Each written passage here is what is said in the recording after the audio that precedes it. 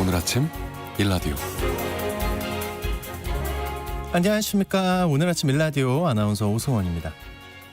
이른 무더위가 찾아들면서 얼마 전까지 서울 도심 곳곳에서 동양 하루살이가 기승을 부린다고 시민들이 불편을 호소했죠. 이번엔 러브버그로 불리는 붉은 등 우단털 파리가 이름이 너무 어려요. 붉은 등우단 털파리 떼가 출몰하고 있습니다. 주말에 야외 활동을 하신 분들은 쉽게 보셨을 수 있는데요. 양쪽으로 머리가 둘 달린 것처럼 보여서 조금 징그럽거든요. 그런데 이게 정말 양쪽으로 머리가 달린 건 아니고요. 암수가 짝짓기 상태로 다니면서 먹이를 먹거나 비행하는 게 특징이라고 합니다. 근데 이 뜻밖의 이 러브버그는 인간에게 이로움을 주는 익충으로 분류된다고 하는데요. 앞서 출몰한 동양 하루살이의 유충도 2급수 이상에서만 살기 때문에 수중 생태계의 건강성을 보여주는 지표종으로 꼽힌다고 합니다. 무엇보다 사람을 물거나 질병을 옮기지 않는다고 하니까 참으로 다행인데요. 그래도 아무리 익충이라도 곤충들이 많아지면 조금은 불편하고 또 불쾌감도 느껴지기 마련이죠. 올해는 심상치 않은 폭염 때문에 곤충들의 활동 시기도 더 길어지고 활동 범위도 더 넓어질 것으로 보이는데요. 그래도 함부로 죽여서는 안 되고요. 이런 곤충들을 공존의 대상으로 바라봐야 한다는 게 전문가들의 조언이라고 합니다. 기후변화 시대에 새롭게 배우고 적응할 일들이 참 많아지는 것 같습니다. 6월 17일 월요일 오늘 아침 일라디오 출발합니다.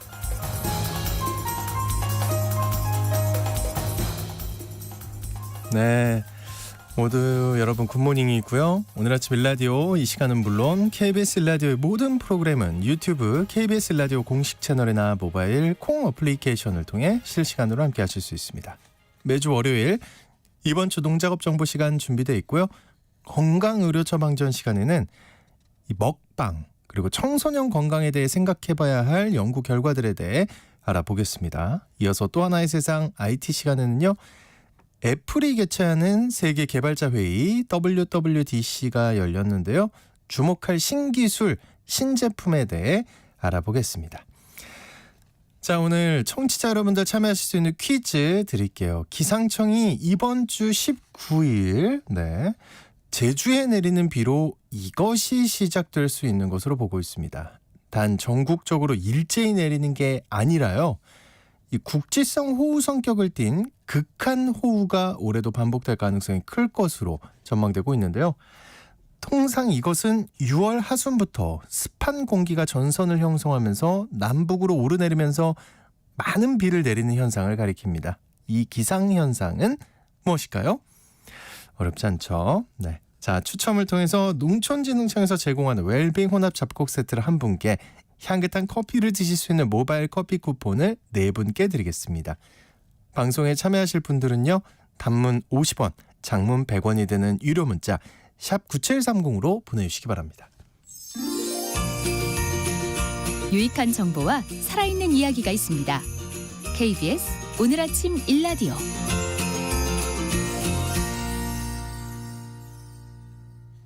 한 주간 농가에서 알아둬야 할 주요 농작업 정보를 전하는 시간입니다. 농업과학기술정보법이 시행되면서 농업기술 보급사업도 디지털 시대에 맞춰 달라져 가고 있다고 합니다. 이 소식과 함께 이번 주 주요 농작업 정보 알아보겠습니다. 농촌진흥청 대변인실의 정병진 농촌지도관님 전화 연결되어 있습니다. 안녕하십니까?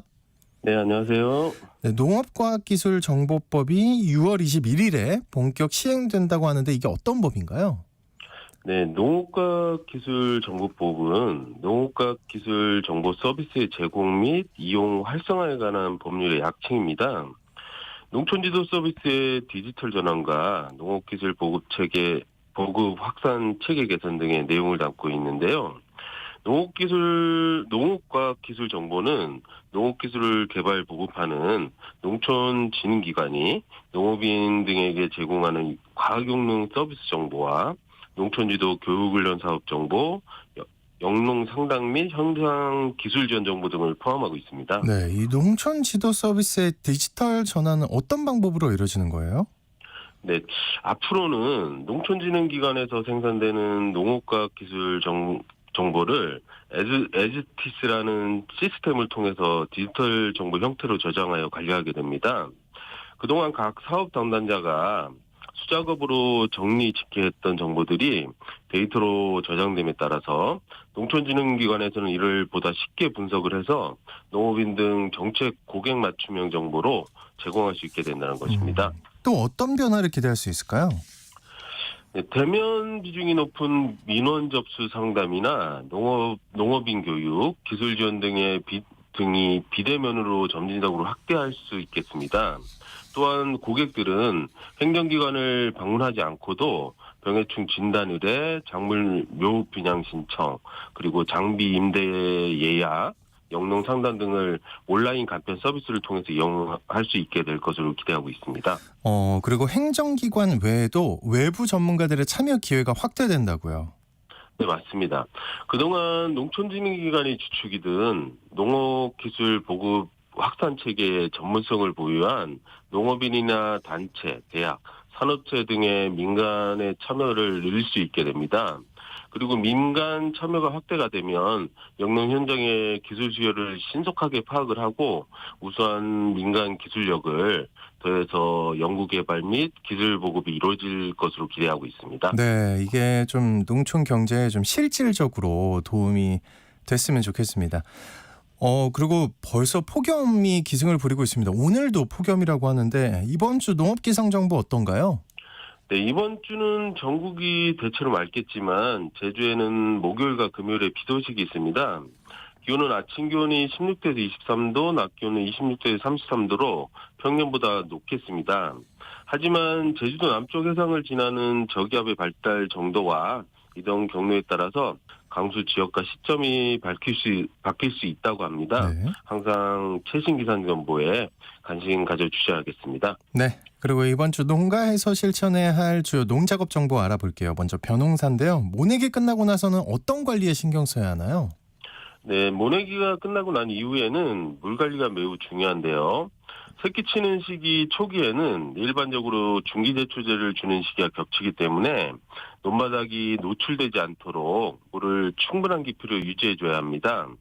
이후에는 잡초 발생 정도를 감안을 해서 물 깊이를 2 내지 3cm 깊이로 얇게 유지를 해서 참새끼가 빨리 생겨서 잘 자랄 수 있도록 해주셔야겠습니다. 네. 근데 일찍 모내기한 논의 경우에는 벼가 많이 자랐을 것 같은데 주의해야 할 사항 어떤 게 있을까요?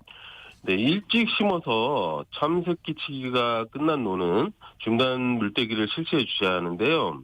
중간 물때기 시기는 이삭패기 전 40일부터 30일 사이에 배수가 좋은 사양토에서는 5 내지 7일간 논바닥에 가벼운 실금이 갈 정도로 해주시고요. 배수가 잘 안 되는 점질 토양에서는 7 내지 10일 정도 비교적 강하게 해서 금이 크게 가게 해주시면 되겠습니다. 네.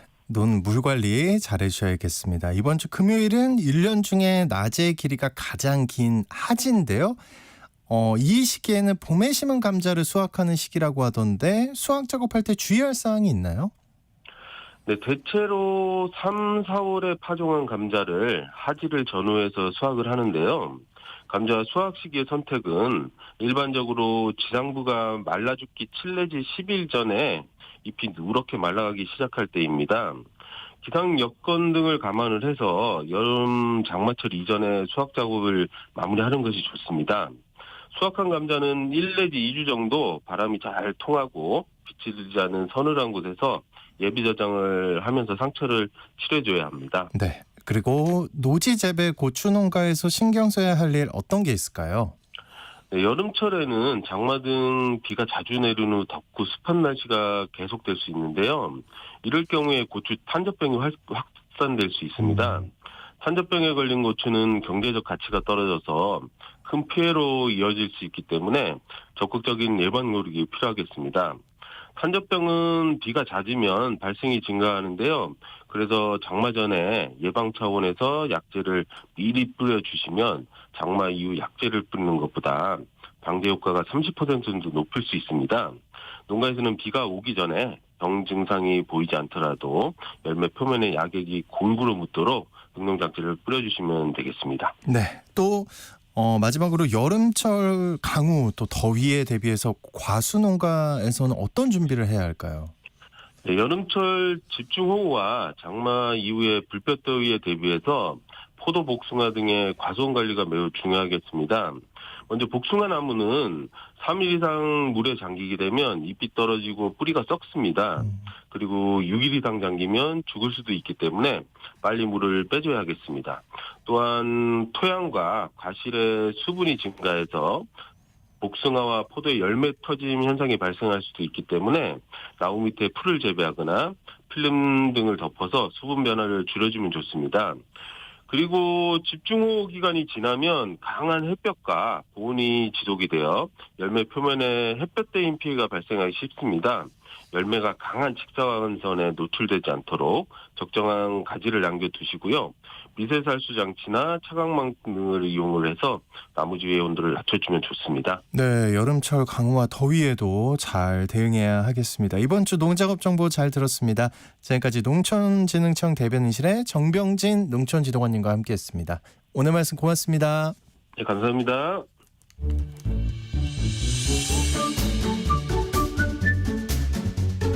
아침을 여는 기분 좋은 습관. KBS 오늘 아침 1라디오.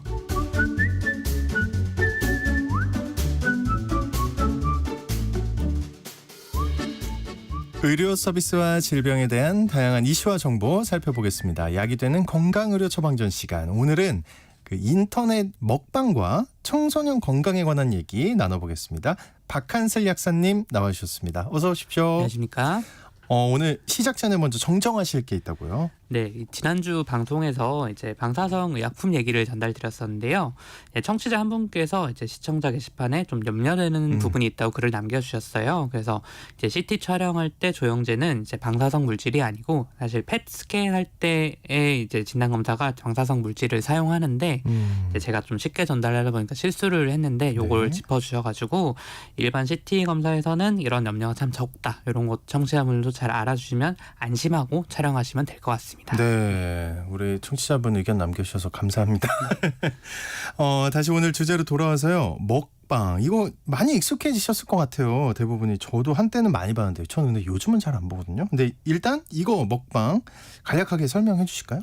네, 이제 먹방은 정말 친숙한 분들이 그렇죠, 많죠. 이제는. 이미 한참 네. 얘기가 됐기 때문에.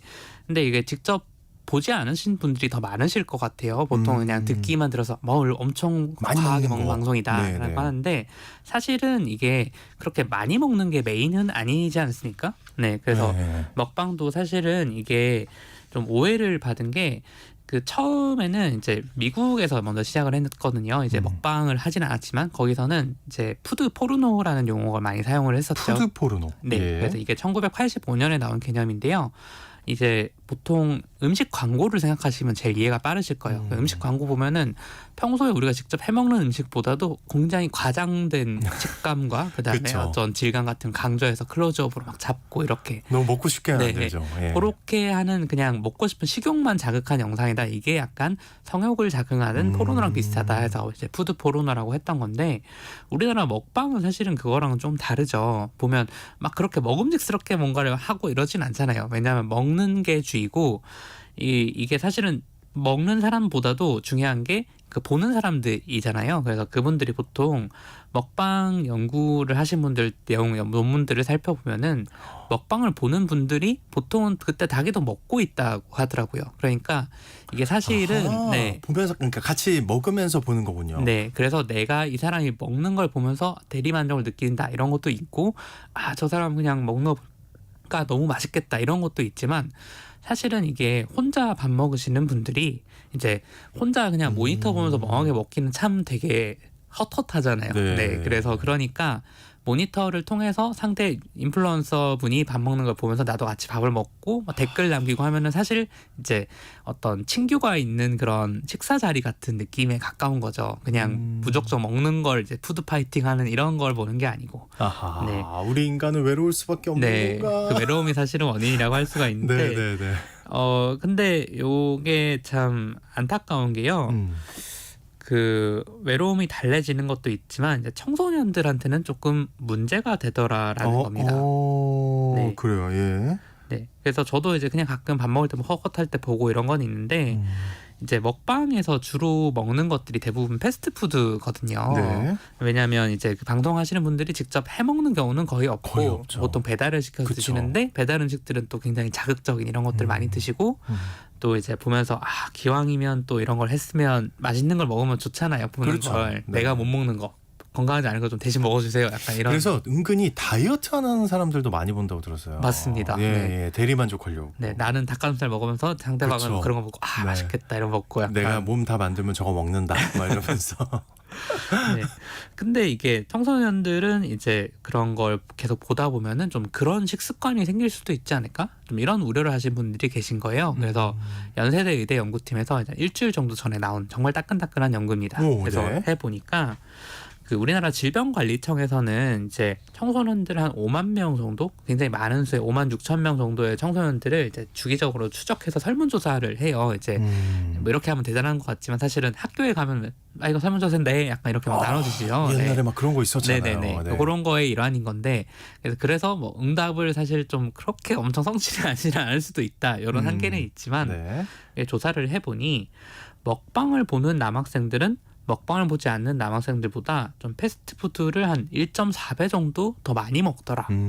여학생들도 한 1.3배 정도 많이 먹더라. 이런 게 먹방 있고. 보는 사람들이 패스트푸드 더 많이 먹는다. 네. 안 보는 사람보다. 그리고 네. 이제 탄산음료나 주스 같은 게 당이 들어있는 음료도 한 그 정도로 높게 많이 먹더라. 이런 게 관찰이 된 거예요.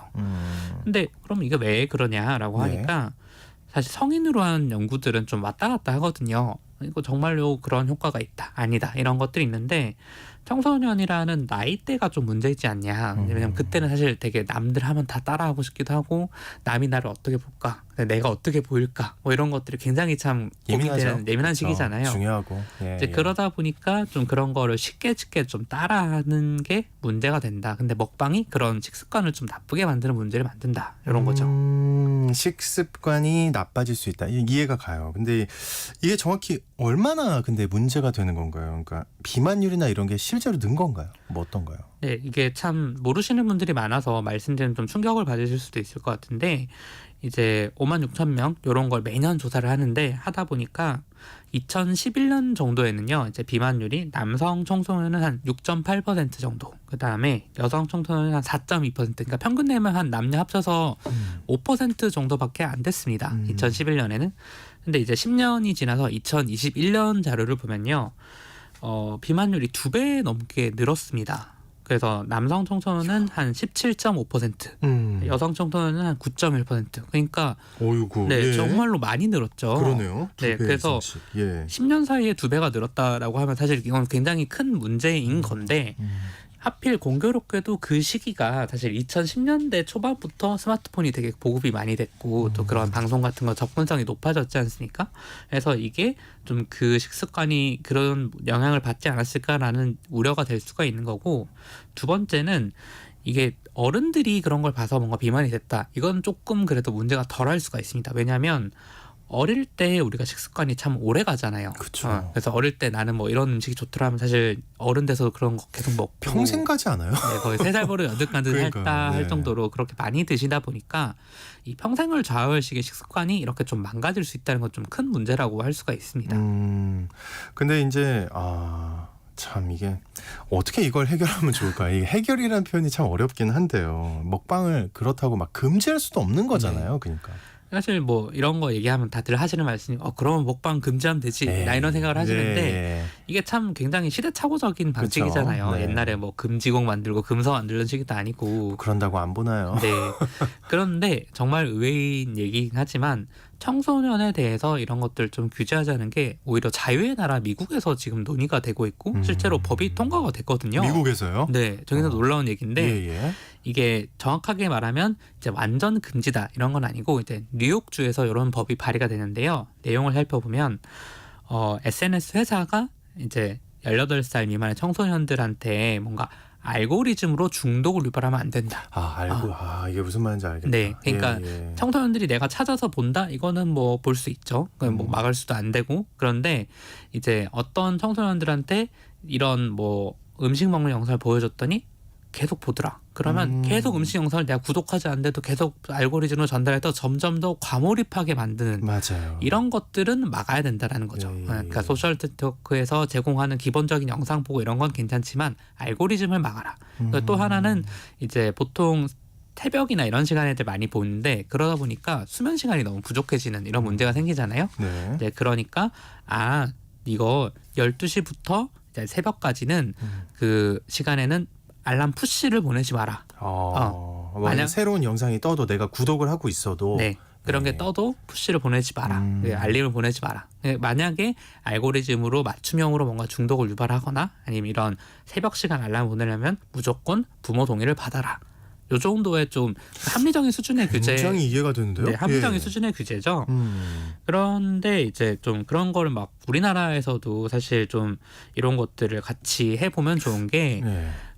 사실 미국에서 이런 식의 좀 어떻게 보면 자유를 침해할 수도 있는 이런 법안이 도입된 게 우리나라는 별로 소개가 못 됐지만요. 그 미국이나 이제 유럽 쪽에서는 이런 연구 되게 꾸준히 나오고 있습니다. 소셜 네트워크를 사용하는 청소년들이 우울감이나 정신건강이 너무 나빠지더라.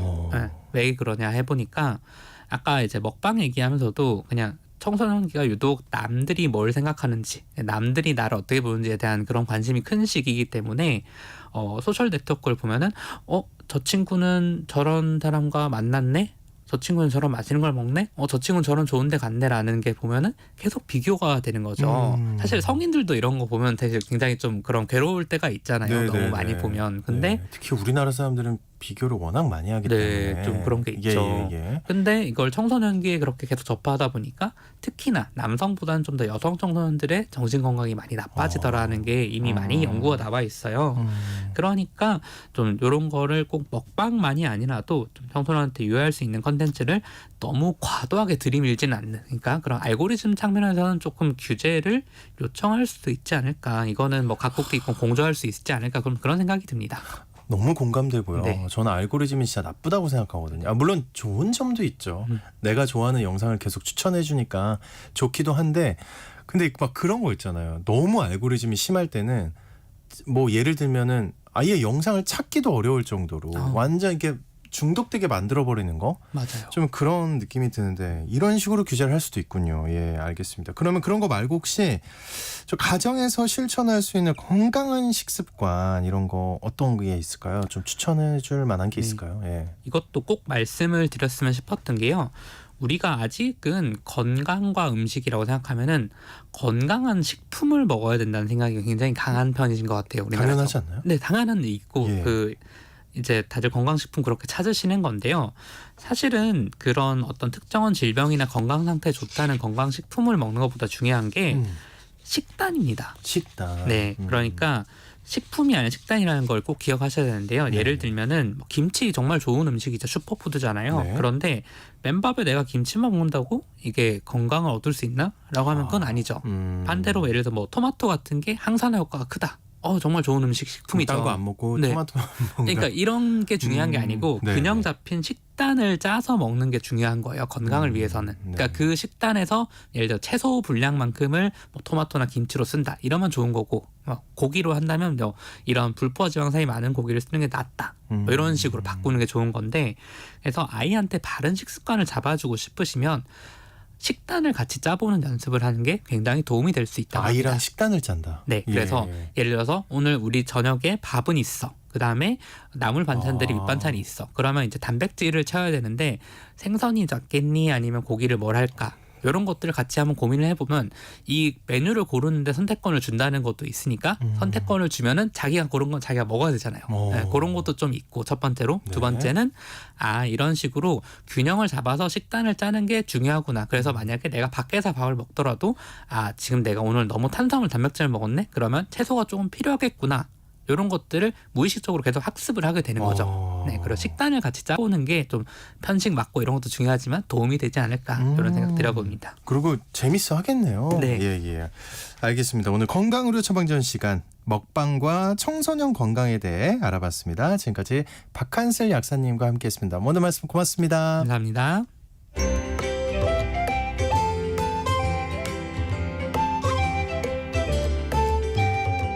상쾌한 하루의 시작. KBS 오늘 아침 일라디오.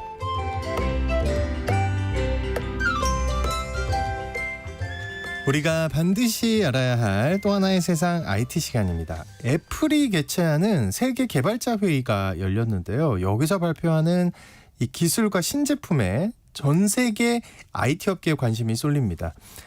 여기서 어떤 이야기들이 있었는지 오늘 살펴보겠습니다. 히든브레인 연구소의 송태민 소장님 나와주셨습니다. 어서 오십시오. 네, 안녕하세요. 이 세계 개발자 회의 WWDC. 네네. 예, 이거 소개 좀 해주세요. 네, 정확히 명칭은 애플 WWDC고요. 애플. 네, 이거는 월드와이드 디벨로퍼스 컨퍼런스. 네, 그래서 애플이 연례적으로 이제 여는 개발자 컨퍼런스다라고 보시면 될 것 같은데요. 말 그대로네요. 네. 세계 개발자 회의. 맞아요. 예, 예. 근데 이게 이제 1987년도부터 이제 시작된 거였고요. 기본적으로 우리가 알고 있는 것들은 뭐 신제품 발표회라는 개념이 있잖아요. 그래서 자, 이렇게 아이폰이 새로 나왔습니다. 뭐 태블릿이 새로 나왔습니다. 이런 게 있는데 이 행사는 앞으로 이런 OS가 나올 거다라고 공개하는 자리예요. 그래서 보통은 아이폰 같은 경우는 뭐 가을 9월이나 10월 달에 신제품이 나오죠. 그래서 그 전까지 개발자들이 관련된 앱을 만들어야 되기 때문에 6월 달에 공개를 하는 거예요. 그럼 3개월 동안 각 회사마다 이제 여기에 최적화돼서 만들어야지라고 하는 이런 행사라고 보시면 될 것 같아서 보통 일단 이번 같은 경우는 뭐 iOS 18 그다음에 아이패드 OS 뭐 맥 OS 이런 것들이 신버전이 앞으로 나올 거다라고 해서 공개한 이런 장소가 아니라 행사다라고 보면 될 것 같습니다. 저 예전에 이런 거를 한번 본 적이 있어요. 이거를 네네. WWDC 예전 스티브 잡스 살아있을 때 네네. 예전에 생중계 해주고 그러지 않았어요? 지금도 하고 있습니다. 지금도요? 네, 전 이걸 항상 보면서 새벽까지 이번에도 새벽 2시에 시작을 했거든요. 그래서 4시까지 이제 이걸 시청하고 자곤 했습니다. 예전에 그 스티브 잡스 살아있었을 때는 이거 막 보면서 감동하고 와 저런 게 돼? 막 이랬는데 맞아요. 갑자기 기억이 나네요. 네네. 근데 이번에 공개된 애플의 최신 기술들은 어떤 게 있나요? 뭐 일단 시작은 이제 비전 프로라고 해서 비전 프로. 예, 얼굴에 쓰는 이제 눈에서 대신 이제 디스플레이 보는 이런 장치가 있는데 이거에 이제 새로운 이제 OS가 나올 거다라고 해서 이제 업데이트 버전에 대해서 간단히 설명이 됐었고요. 근데 주된 내용은 이건 아니었고 이제 우리도 AI가 들어간다라고 해서 애플 인텔리전스라는 용어를 썼어요. 그래서 뭐 애플 지능이라고도 할 수가 있겠고 그래서 우리의 이제 AI 기능은 뭐 남들과 다르다 이런 차별화 포인트로 많이 이제 설명이 들어갔다라고 보면 될 것 같습니다. 제가 근데 이번에 더 하실 얘기 아니에요. 네, 이번에 근데 이거를 하자마자 네. 그러니까 한마디로 주가가 바로 내려갔다고. 네네 맞아요. 근데 뭐 때문에 그런가요? 네 기본적으로 이번에 발표했던 내용들을 보게 되면은 뭐 이미지라든지 영상 AI 기능도 설명을 해주고 뭐 메시징 AI 혹은 이제 뭐 이런 거예요. 뭐 이메일이 예를 들어서 이제 아나운서님하고 네. 저랑 나눴던 문자가 있고 그 다음에 뭐 이메일이 있었어요. 그 내용을 가지고서 내가 분석을 해서 대답을 해준다. 소위 말해서 이런 겁니다. 내가 오늘 오성환 아나운서랑 어디서 만나기로 했지? 라고 핸드폰 시리한테 물어봐요. 시리한테. 시리한테 시리가 한마디로 그러니까 그냥 비서가 되는 거죠. 예. 그래서 과거에 나눴던 이 문자나 이메일 내역을 가지고서 분석을 하는 거죠. 시리가 알아서 검색을 하는 거죠. 그래서 대답을 해주는 진짜 비서 같은 역할을 해주기 때문에 뭐 이런 것들도 해주고 혹은 이제 이모지라고 있잖아요. 이모지라고 하면은 보통 이제 뭐 이모티콘이라 생각하면 될 것 같은데 쉽게. 뭐 웃고 있는 얼굴, 뭐 울고 있는 거, 뭐 피자, 뭐 이런 모양이 있다면은 이제 그걸 만들 수가 있어요. 그래서 뭐 피자를 먹고 있는 뭐 수박 말이 안 되는 것 같은데. 네네네. 어쨌든 근데 그런 것들도 만들어줘요. 이모지를 만들어준다. 이모티콘을 이제 만들어준다. 이런 기능도 있고요. 그 다음에 핸드폰에 있는 기능을 이제 배치하는 거. 예를 들어 앱 같은 경우는 원래 아이폰은 순서대로 나왔어요. 근데 이거를 원하는 대로 배치가 가능하다. 그다음에 통화 같은 경우도 통화 녹음이 이때까지 아이폰이 안 됐거든요. 근데 이제는 된다라는 제일 부분이에요. 마음에 들던데요. 통화 녹음. 근데 그것도 미국에서만 좀 되는 거고 네. 한국에서는 올해는 아마 안 될 거다라는 얘기가 나오고 있어요. 이유는 이 통화 녹음 자체가 중요한 게 아니라 이쪽에서 미는 거는 통화 녹음을 해서 이 대화 내역을 AI가 분석해서 정리해 준다. 요점 정리해 준다. 근데 이게 한국어가 안 된다고 하더라고요. 근데 저는 요점 정리 필요 없거든요. 맞아요. 녹음만 되면 되는데 녹음은 되는 거죠? 안 되는 걸로 지금. 그래요? 네. 녹음도? 그러니까 이게 이 번역이 아니죠. 그 요약 정리를 이런 것들을 해내는 기능이 생겨야지 그때서야 이제 한국어가 될 거다라는 전망이 좀 있어요. 그래서 좀 기다려야 될 것 같다. 뭐 안 되진 않겠죠. 결국은 뭐 되긴 할 건데 네. 네, 이런 것들을 이제 공개를 하다 보니까 사실 뭐 아이폰 쓰는 입장에선 와 드디어 이제 녹음도 되고 그러니까 저 되게 네. 기대했는데. 핸드폰에서도 이 AI 기능이 조금씩 생기고 와 있는데 일반 사람들 그러니까 안드로이드 폰을 쓰는 사람들의 입장에서 보면은 아무 기능도 아니죠 그래, 사실. 뭐야 뭐, 이제 되는 거야? 예, 뭐 이렇다 이모지 보니까- 만들어주는 거 뭐 이런 것도 맞아요. 이게 뭐 이게 뭔데? 옛날에 되던 건데. 맞아요. 예, 예. 그러니까 이런 것들이 예. 이제 주중에 그러니까 이 주가 시장이 하는 도중에 네. 발표를 했어요. 하다 보니까 그러니까 주식시장 중에 주식시장 중에 하다 보니까 바로 반응이 나오는 거죠. 그래서 이게 뭐야? 거예요 그러면? 네, 그래서 바로 1.9% 정도가 떨어졌습니다. 1.9면 굉장히 큰 거잖아요. 그죠. 그죠? 근데 예. 이 다음 날 갑자기 위로 쭉쭉 올라가기 반등했어요? 시작해요. 예. 이유는 뭐냐면은 이것 때문에 아이폰이 더 많이 팔릴 거다라는 분석들이 나오기 시작했거든요. 이유는 뭐였냐면은 앞서 말했던 이런 AI 기능들, 특히나 시리가 뭐 AI 비서처럼 이제 행동하는 이런 기능들 같은 경우는 가장 최근에 나온 아이폰이 아이폰 15랑 아이폰 15 프로가 있어요. 근데 아이폰 15에서도 해당 기능을 쓸 수 없다. 아이폰 15 프로 한마디로 아이폰에서 가장 최신 폰 중에 네. 고가 모델만 이 기능이 되는 거예요.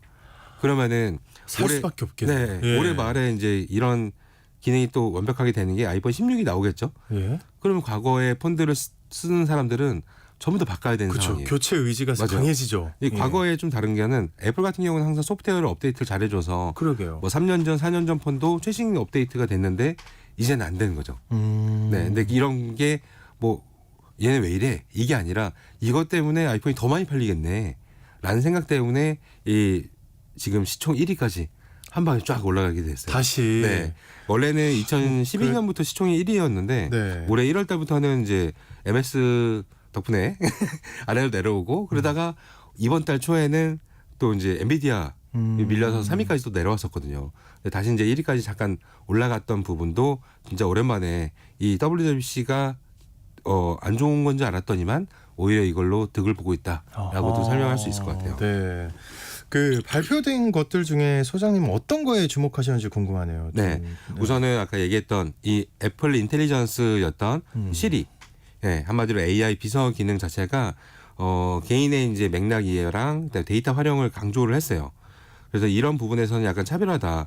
근데 사실 모든 생성 AI는 데이터가 있으면 데이터를 기반으로 해가지고서 그다음에 질문한 거에 대해서 답변을 이어서 계속 해주거든요. 네. 그래서 예를 들어서 뭐 아까 나랑 얘기 나왔던 것 중에서 뭐 다른 맛있는 것도 추천해줘라고 하면은 과거에 대화 나왔던 내용에서 추천을 해주죠.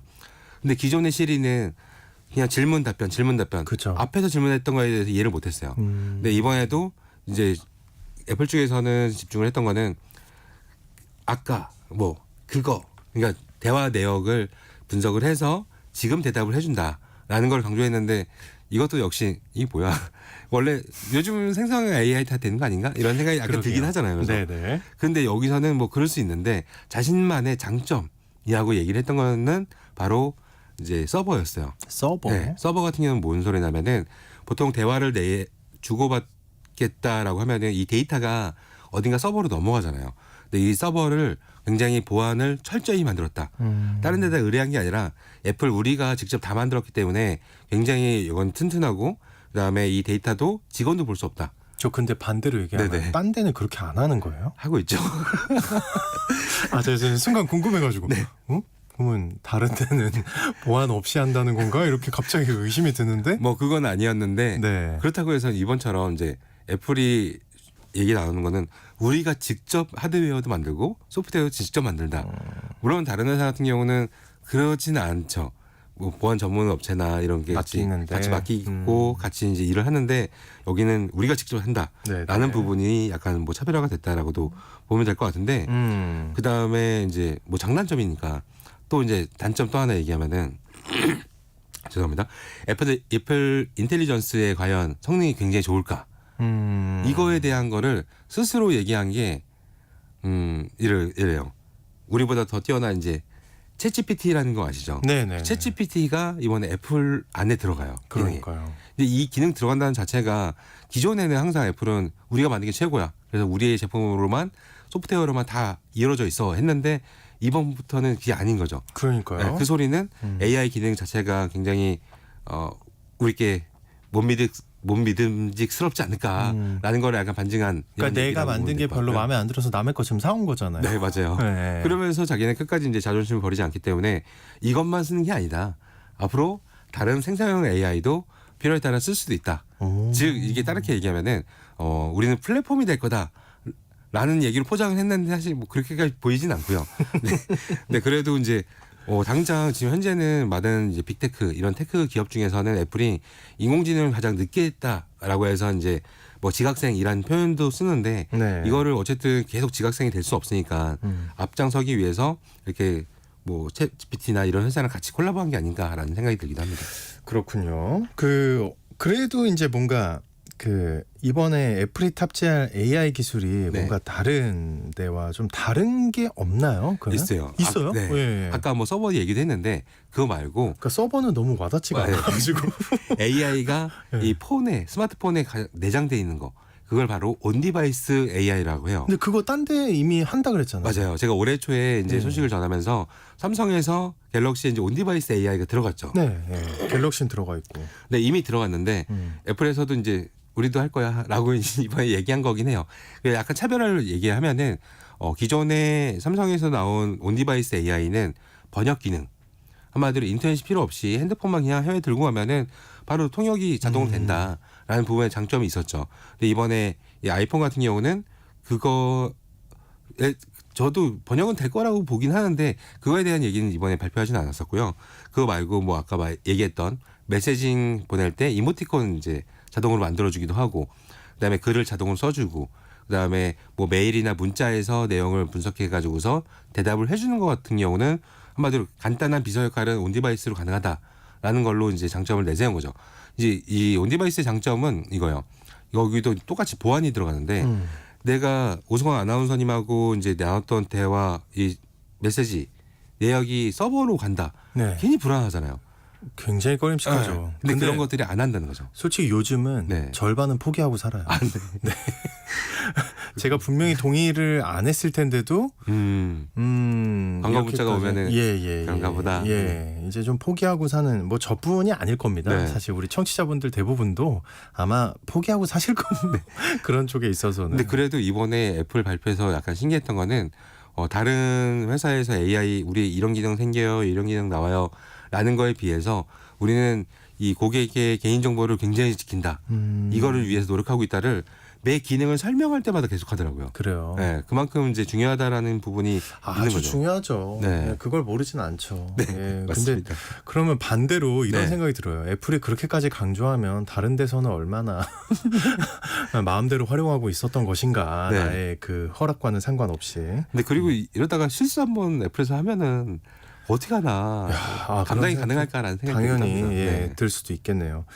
앞으로 애플 기술과 기기들에서 주목해야 할 거는 뭐라고 생각하세요? 네. 자신들이 이제 애플에서 AI의 기술을 아직까지 공개하지 않았어요. 그러니까 아까 개발자 회의니까 네. 개발 기능들을 많이 공개를 했는데 이 애플 인텔리전스의 성능에 대해서는 베타에서도 아직 열지 않았거든요. 그렇다 보니까 진짜 얘네들의 실력을 모르겠다. 그래서 짧은 시간이지만은 이번 발표 이후에는 아마 자체적으로 AI를 이거 남의 거를 가져오는 것보다는 자체 기술력을 상승시킬 수 있는 방법을 많이 고민해야 되지 않나라는 생각이 듭니다. 알겠습니다. 또 하나의 세상 IT 시간 오늘은 세계 개발자 회의에 주목할 내용들에 대해 살펴봤습니다. 히든브레인 연구소의 송태민 소장님과 함께했습니다. 오늘 말씀 고맙습니다. 감사합니다. 자, 오늘 퀴즈의 정답은 장마였습니다. 7485님, 2233님, 1306님. 건조기 없는 우리 집은 장마철만 되면 빨래 걱정해. 아이고, 네, 주는 우울해진다고. 맞죠. 어렵죠. 1989님도 전남 나주입니다. 봄에는 비가 너무 잦아서 그 배 마늘 양파에 병이 와서 피해가 컸는데 6월 들어서는 비가 너무 안 와. 이것만 기다리고 있다고. 장마입니다. 그렇군요. 기다리는 분도 있습니다. 네, 중복 당첨 여부 확인 후에 홈페이지에 당첨자 올려놓을게요. 월요일입니다. 오늘도 덥고요. 더위 조심하시고요. 내일 다시 돌아올게요. 1년에 한 번 이상 농지를 경운하고 용배수로를 정비하여 농지의 기능 유지에 최선을 다하는 우리의 청년들. 영농이 불가능한 폐경지를 제외하고 직불금을 신청하는 우리의 할머니 할아버지. 영농 폐기물 분리수거, 영농 기록을 작성하는 우리의 부모님. 이분들은 농업 농촌의 공익 기능을 증진하는 대한민국 농업인입니다. 공익직불제 준수사항 이행 점검이 6월부터 9월까지 진행되며 이행하지 않은 경우 직불금이 감액될 수 있습니다. 자세한 사항은 읍면 동사무소 또는 농가련 사무소